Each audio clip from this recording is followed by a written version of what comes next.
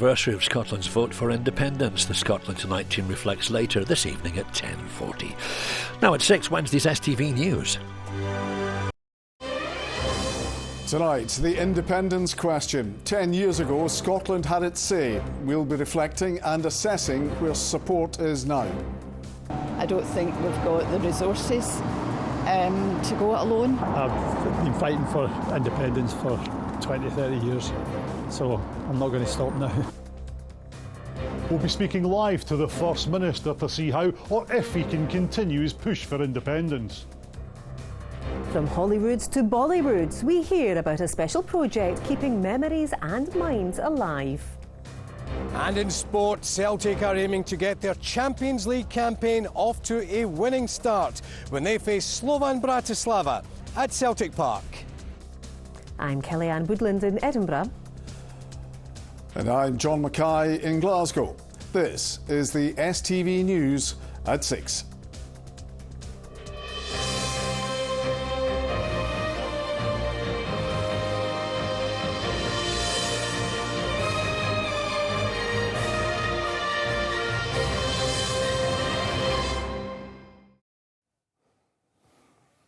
Good evening. It was a moment of Scottish history, the day that Scotland decided its future. 10 years ago today, people across the country flocked to polling stations to have their say on if Scotland should be independent.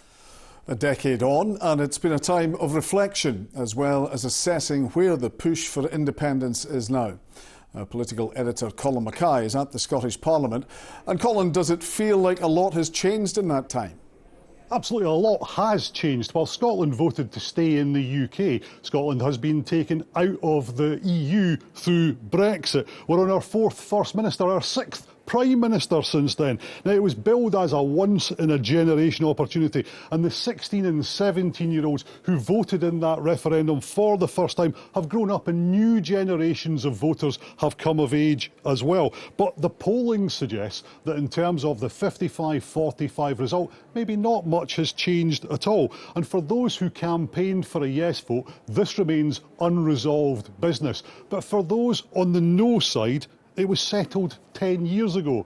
Our political correspondent, Ewan Petrie, has been assessing the mood in Scotland today. John Swinney believes Scotland is closer to independence now than it was 10 years ago. Marking the anniversary of the referendum, the SNP leader told supporters there were positives despite the defeat. Even though I was devastated by the result, I'm in no doubt that Scotland's independence referendum has left an overwhelmingly positive legacy on our country, and we, the Scottish National Party, should be incredibly proud that together we made that happen. Scotland! It was a debate that electrified the electorate. I remember signs being in doors and windows and shops. These students at Holyrood Secondary were too young to vote, but they're part of a new generation keen to have a say. Nowadays, a lot of the public, and especially my year, have been exposed to more political ideologies thanks to social media. So I do think that they'd be incredibly interested in a referendum, especially given that it was the first time that 16-year-olds were allowed to vote. I think it would be a great chance for us to kind of have an impact and a say on our future and how things would go, as we've never really had that before. I am 17, so I'd like to be involved in, potentially shaping my future as well for my country. For some, looking back to 2014 remains painful. More than 57% of voters in Dundee backed independence. I was really gutted, actually, with the result. I was really devastated. And I'm still wanting independence. I voted for independence, but looking back now, it seems like it's further away now than it's ever been. I think it was a big missed opportunity. In East Renfrewshire, more than 63% voted to remain in the UK. I don't think we've got the resources to go it alone, and it would scare me. Do you think we will see another referendum anytime soon? I hope not.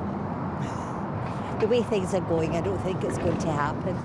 Support for independence has had its ups and downs over the past 10 years. It still has strong backing, although there's no sign of another referendum happening anytime soon. The challenge for the wider pro-independence movement is regaining momentum, given the issue has slipped right down the political agenda. While sort of 47–48% of people still support independence in polling, what polling also tells us is that it's much less of a priority for the public than it was even a few years ago. And of course, parties pay attention to public priorities as much as they pay attention to what the public thinks of an issue. A decade on, the debate over Scotland's future is far from over, with the Constitution continuing to cast a shadow. Ewan Petrie, STV News. Views from voters around Scotland there, but here at Holyrood the party leaders have been giving their take 10 years on from the referendum. Here's what they had to say. What we've been doing for the last 10 years since 2014. The SNP full powers over education and standards falling in our schools. And don't forget, it was this First Minister that tried to downgrade working class kids during the pandemic when he pretends that child poverty is his great #1 mission. So what has this SNP government been doing for the last 10 years? The SNP have spent the last 10 years picking at the scab of their defeat. It colours everything we do in this place. The referendum was a life-changing experience for thousands of people across Scotland, though. For so many ordinary people, it was the first time that they felt genuinely politically powerful in their life. Politics was something that we were doing together as a nation. It wasn't something being done to the people by politicians. That event energised Scotland, but since the polls have closed and the results fell short, what has happened to that energy? On this, the 10th anniversary of the 2014 independence referendum, my message to John Swinney and the SNP government is this: you lost. Get over it and let us all move on. With me now is First Minister John Swinney.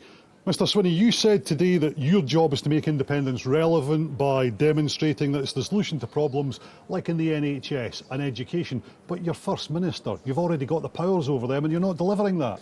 Obviously, we make a great deal of progress on health and education within the powers that we've got, and we've used the powers of the Scottish Parliament to expand the resources that we've got available to address the challenging issues that any government faces through asking people on higher incomes to pay more in taxation. But the crucial issue is about austerity. Austerity is undermining our public services, and that's delivered by Westminster. So independence is the answer to the austerity that we've had inflicted on us by the Westminster governments, Labour and Conservative. It's not necessarily how the voters view it. They view it as you not delivering. We've got to make sure that we command public confidence about the issues that we take forward. And the Scottish Government, for example, takes big steps to improve education for young people through the expansion of early learning and childcare, or in the health service by delivering investments in our early diagnostic cancer care arrangements to make sure that we strengthen cancer care within Scotland. All these things are things that we can do within our existing powers. But we're always limited by the resources that are available to us, and we have the problems of austerity, or generated by austerity, as a consequence of the fact that financial decisions are taken in London by the Westminster government, and that's a huge impact, a greater impact on our budget and the finance available to us than any other question. You made a few speeches today. You seem pretty confident that there will be another go at this. There will be an Indyref too, but after the drubbing in the general election, it feels like this is as far away from another referendum as Scotland has been in 10 years. I've got work to do. I've got to make sure that more people are convinced by the arguments for independence. I think independence would give us the opportunity to create a more prosperous Scotland. Look around us at other countries who are delivering much more prosperity than has been delivered here in the United Kingdom. We've got an opportunity through independence to restore our membership of the European Union and overcome the barriers, the real impediments that Brexit has inflicted on our community. But I've got to persuade more people of the merits of that argument. That's my job to do that. It's the job of my party and all of us who support a yes position to make sure we win that argument amongst the people of Scotland and that we can command a convincing majority and level of support for independence. John Swinney, First Minister, thanks for joining us on the STV News tonight. Now, just on the other side of the Scottish Parliament, on the public side of the Scottish Parliament, there's a rally going on for independence. Our reporter Laura Alderman is there. Laura, what's happening there?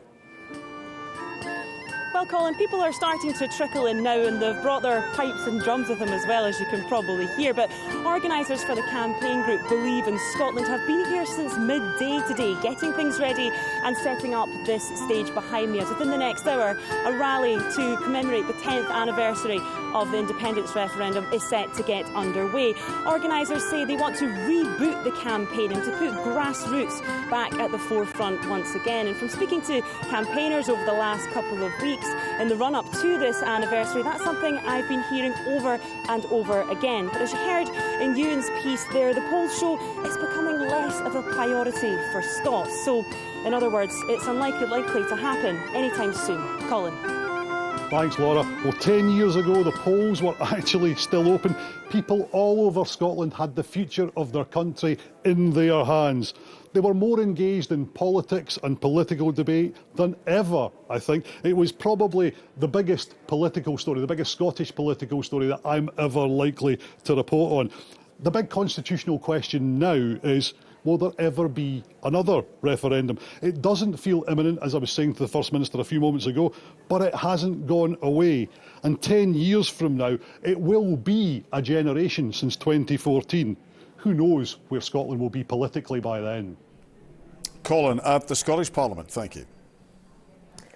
Now to other news now, and nurses